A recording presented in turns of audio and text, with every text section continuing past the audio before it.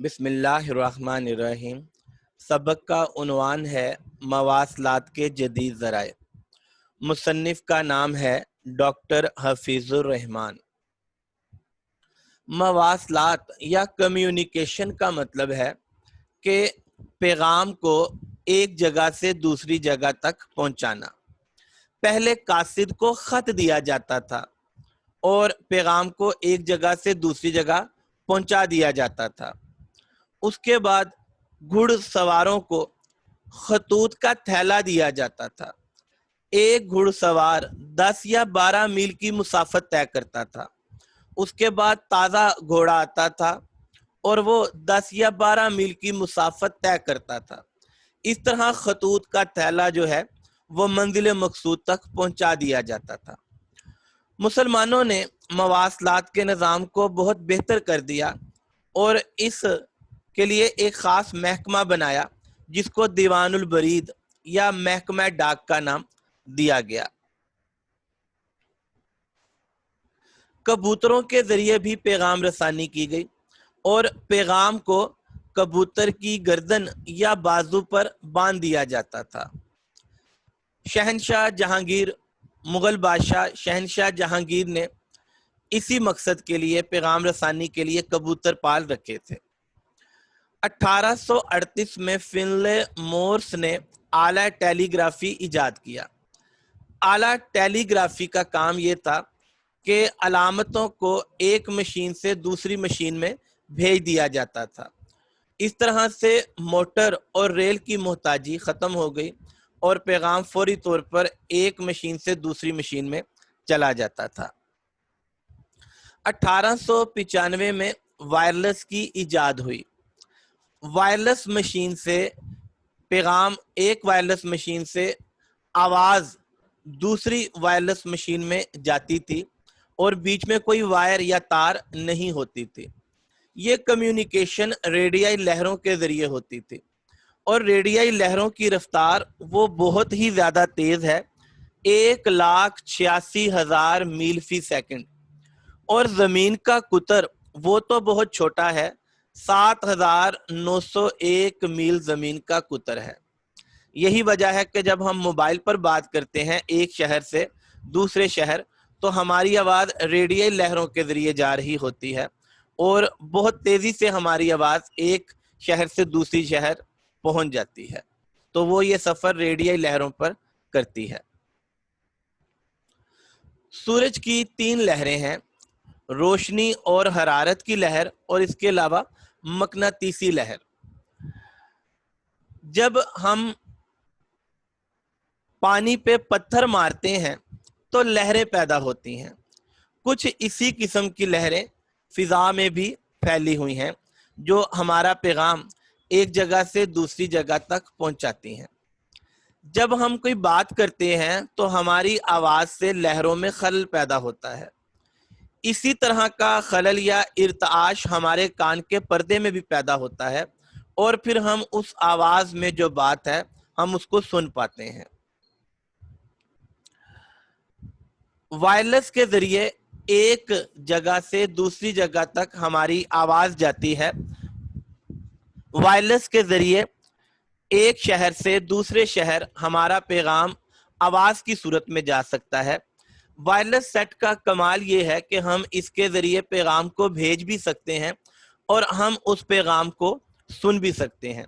فرض کریں کہ ایک وائرلیس سیٹ جو ہے یہ کراچی میں ہے اور دوسرا جو ہے وائرلیس سیٹ وہ حیدرآباد میں ہے، تو یہ آواز کی صورت میں پیغام کراچی سے حیدرآباد کیسے جائے گا؟ اب ہم اس کو سمجھتے ہیں کہ سب سے پہلے مائکرو فون میں بولا جاتا ہے، مائک یا مائکرو فون میں ہم بولتے ہیں۔ اس کے بعد جو ہماری آواز ہے جب وہ مائکرو فون میں آ جاتی ہے تو وہ برقی رو میں تبدیل ہو جاتی ہے اور اس کے بعد وہ سفر کرتی کرتی ان تاروں میں وائرلیس سیٹ کے اندر ٹرانسمیٹر کے اندر ہماری آواز چلی جاتی ہے۔ اب ہماری آواز جو ہے وہ ریڈیائی لہروں کی صورت میں وائرلیس کے اندر ہے۔ یہاں سے اس آواز کو ایریل کے پاس بھیج دیا جاتا ہے اور پھر ایریل سے ہماری آواز جو ہے وہ ریڈیائی لہروں کی صورت میں فضا میں سفر کرتی کرتی हैदराबाद में मौजूद वायरलेस सेट पे आ जाती है। यहाँ रिसीवर इन रेडियाई लहरों को वसूल करता है। अब यहाँ ये आते आते लहरें जो हैं ये खफीफ हो जाती हैं, ये कमजोर हो जाती हैं, तो यहाँ एम्पलीफायर इन लहरों को ताकतवर कर देता है और इस वायरलेस का जो एम्पलीफायर है आगे वो रेडियाई सिग्नल्स को लाउड स्पीकर के पास भेज देता है। लाउड स्पीकर में वो जो रेडियाई लहरें हैं वो आवाज में तब्दील हो जाती हैं और फिर हम लोग लाउड स्पीकर की वजह से आवाज को सुनने के काबिल होते हैं। तो इस तरह से एक वायरलेस से दूसरे वायरलेस तक हमारा पैगाम आवाज की सूरत में जाता है। 1895 में मार्कोनी ने वायरलेस बनाया और वायरलेस में आवाज जो है वो एक वायरलेस से दूसरे वायरलेस में जाती थी, लेकिन ये काबिल फहम आवाज नहीं होती थी। ये खटखट खड़खड़ की सूरत में आवाज एक वायरलेस से दूसरे वायरलेस में जाती थी। आवाज जो है ये ज्यादा सफर नहीं कर सकती थी। इसकी मिसाल आप ऐसे समझें कि अगर एक जो है वो ग्राउंड है और ग्राउंड में एक फुटबॉल है, तो फुटबॉल को अगर किक लगाई जाए तो फुटबॉल पहले तो तेज रफ्तारी से आगे बढ़ता है और उसके बाद क्या होता है, उसकी रफ्तार कम हो जाती है और फिर बिल्कुल रुक जाती है। यही मामला सिग्नल्स का है कि सिग्नल्स जो हैं वो भी थोड़ी देर सफर कर सकते हैं, उसके बाद इन लहरों को मुख्तलिफ एंटीनास के जरिए, मुख्तलिफ एरियल्स के जरिए, बूस्टर्स के जरिए, ट्रांसमीटर्स के जरिए इन सिग्नल्स को ताकतवर किया जाता है और फिर अगले जो है उसको डिवाइस तक भेज दिया जाता है। इस तरह सफर करते करते जो है वो हमारी जो है आवाज रेडियो लहरों की सूरत में मतलूबा वो जो हमारी डिवाइस है वहां तक पहुंचती है। तो वायरलेस के जरिए जो है वो आवाज ज्यादा सफर नहीं करती थी, तो फिर इसके साथ एरियल का इजाफा कर दिया गया। एरियल का फायदा ये हुआ कि 150 मील तक आवाज जो है वो पहुंचाई जाने लगी। 1897 में वायरलेस का बाकायदा इस्तेमाल शुरू हुआ। इसको बहरी जहाज़ों के दरमियान पैगाम रसानी के लिए इस्तेमाल किया गया, लेकिन ये पैगाम जो है ये खटखट खड़खड़ टुक टुक की सूरत में जाता था। इन पैगामात को जो कोड की सूरत में जाते थे उनको डी कोड करके उनको समझा जाता था।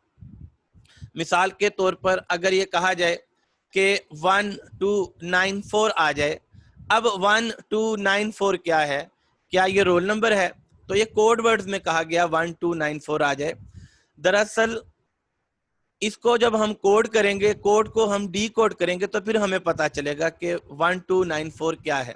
तो एक मिसाल है, 1 से मुराद ए है जो पहले नंबर पे है, 2 से मुराद बी है जो दूसरे नंबर पे है, 9 से मुराद आई है जो 9वें नंबर पे है और 4 से मुराद डी है जो चौथे नंबर पे है। तो आबिद को असल में कहा गया कि आबिद आ जाए, तो हमने कोड वर्ड्स को डी कोड किया। इसी तरह ये खटखट खड़खड़ और टुक टुक को भी डी कोड किया जाता था और एक जहाज से दूसरे जहाज तक जो है वो पैगाम को आवाज की सूरत में पहुंचा दिया जाता था। और एक अगर जहाज को हेल्प की जरूरत होती तो हेल्प का पैगाम एक बहरी जहाज से दूसरे बहरी जहाज को दे दिया जाता था।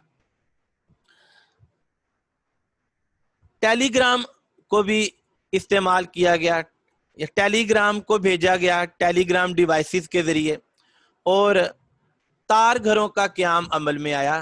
टेलीग्राम या तार को भेजा जाता था एक शहर से दूसरे शहर।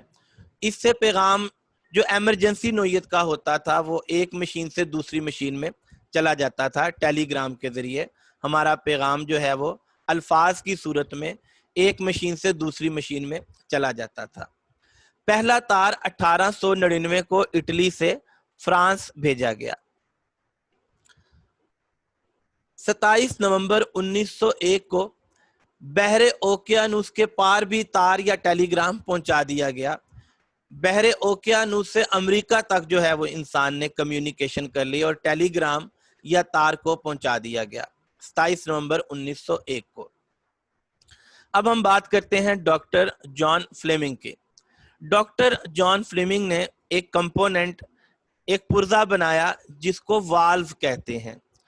والو جو ہے یہ 1904 میں بنایا گیا. اور والو کا کام کیا تھا؟ والو جو ہے یہ خفیف لہروں کو طاقتور کرتے ہیں.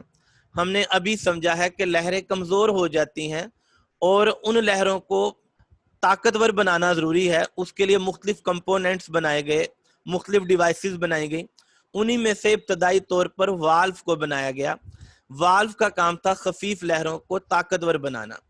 اور والو کا دوسرا بڑا کمال یہ تھا کہ اس کے ذریعے کھٹ کھٹ، کھڑ کھڑ، ٹک ٹک کی جو آوازیں تھیں اب وہ قابل فہم ہو گئیں اور انسانی آواز جو ہے وہ سنائی دینے لگی. اور والو کی ہی ایجاد کی وجہ سے ریڈیو بنایا گیا. تو جان فلیمنگ نے اس شکل میں والو بنایا تھا 1904 میں. اس کے دو کام تھے، خفیف لہروں کو طاقتور کرنا اور انسانی آواز جو ہے وہ ہمیں یہ والو جو ہے وہ سناتا تھا. بعد میں والو نے یہ شکل اختیار کر لی، ان کمپوننٹس کی صورت میں والو کام کرنے لگے. میکسویل نے ریڈیائی لہروں کی پیشین گوئی کی اور فائدے بھی بتائے. ہرٹز نے ریڈیائی لہروں کو دریافت کیا.